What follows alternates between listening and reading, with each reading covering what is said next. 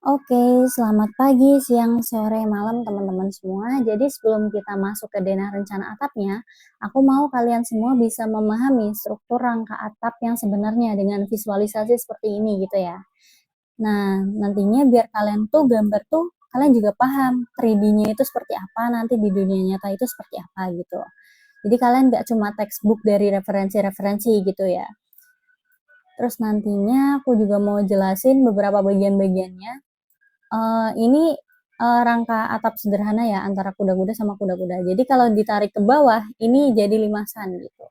Tinggal disiku-siku setengah kuda-kuda ke sini terus jadi limasan. Tuh. Oke, kita langsung masuk aja. Yang pertama ini ada papan hubungan atau yang biasa disebut tuh papan filter untuk penutup dan penguat ujung atap. Jadi kalau misalnya ini nih, aku contoh, ada genteng, kan tengahnya masih bolong nih. Nah, jadi kita kasih papan realtor atau papan hubungannya. Selanjutnya nanti akan ditutup dengan hubungan. Jadi bagian atap tuh semuanya tertutup rapat, nggak ada air yang masuk gitu ya. Terus juga penutup atap lain ada genteng. Terus juga di bawah genteng, yang menahan genteng itu namanya reng. Ini yang namanya reng. Reng itu jaraknya 25 cm dan dimensinya itu 2 kali 3. Tapi yang tanpa atasnya itu yang 3 gitu, 3 cm. Terus juga di bawahnya itu ada usuk.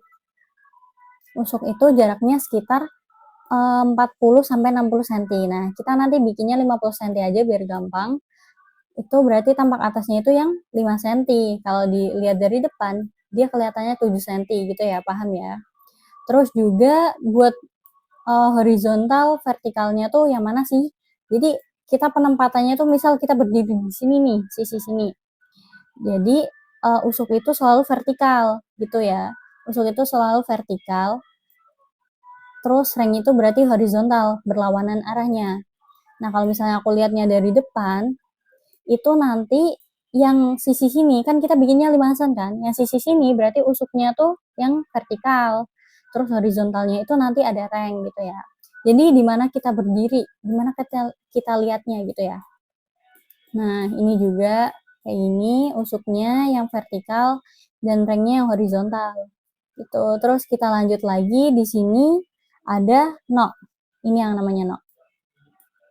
No itu fungsinya apa? No itu buat pertemuan kuda-kuda dengan tiang kuda-kuda gitu loh. Dia tuh menopang bagian atas atap. Jadi kalau kita lihat visualisasinya, dia kan ini nahan usuk nih. Nah, usuknya kan nahanin reng. Nah, rengnya juga nahanin genteng. Jadi dia tuh berperan besar sebagai pendistribusian beban. Sorry. Terus habis itu di sini ada gording. Nih, gording tuh dipasang dalam posisi miring. Miringnya itu seapa? Sekemiringan atap, mengikuti kemiringan atap. Nah, kemiringan atap itu antara 30 derajat sampai 35 derajat gitu.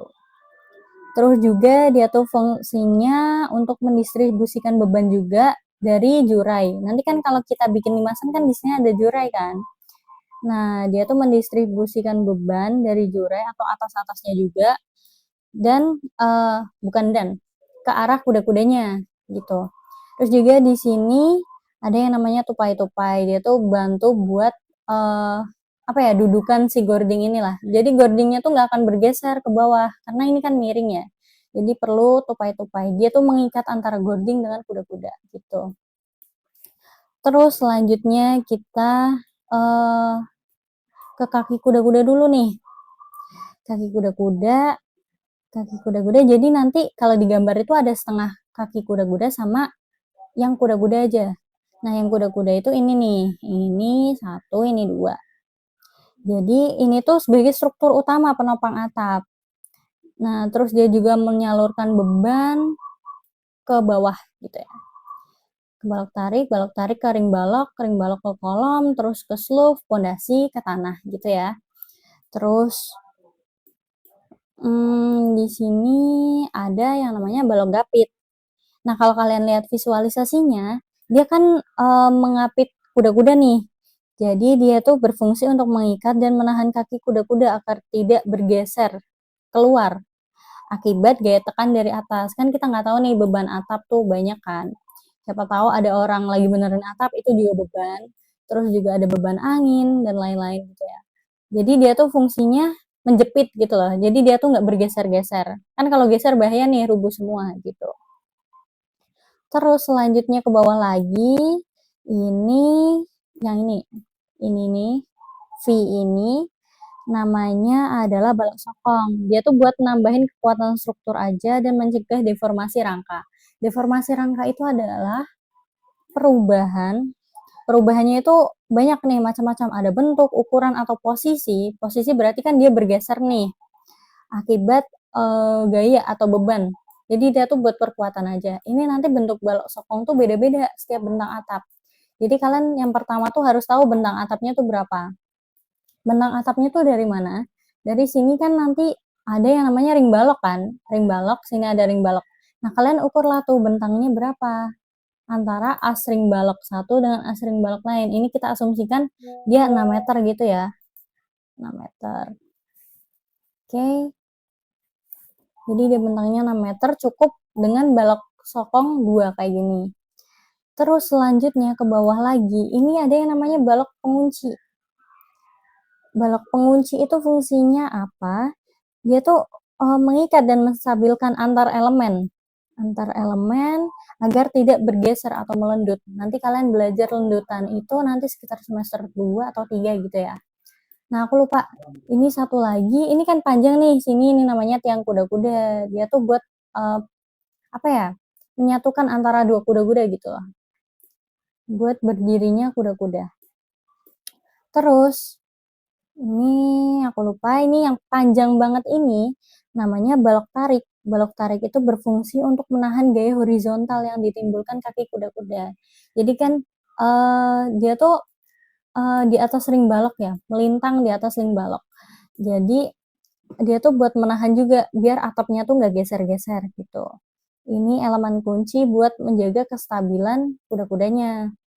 Kalau nggak ada ya nanti bisa aja kuda-kudanya jatuh gitu kan. Terus juga aku lupa nih satu lagi. Ini ada yang namanya murplat. Ini murplat. Murplat itu menjaga posisi kuda-kuda agar tidak bergeser juga. Jadi dia tuh kan ini kalau kalian lihat kan ada angkor nih, dia tuh menyatu ke bawah gitu. Jadi kurang lebih ini juga lupa, ini ada plat besi, ini buat menyatukan aja. Jadi dia buat perkuatan gitu. Nah, jadi ini bentuk atap yang real sesungguhnya gitu ya. Nanti untuk lebih lanjut kita belajar di denah rencananya gitu. Oke, terima kasih. Oh iya teman-teman, ada yang lupa aku tambahin. Di sini tuh ada list plank ya. Ini tuh lebarnya 2 cm, ketinggiannya itu 20 cm, terus di sini ada plafon. Ini juga jarak ini ke sini yang aku bilang itu buat tritisan yang kalian bikin 60 sampai 70 cm. Terus juga ini. Ini juga balok tarik juga nanti dilebihin ya. Itu sekitar 5 cm aja nggak apa-apa.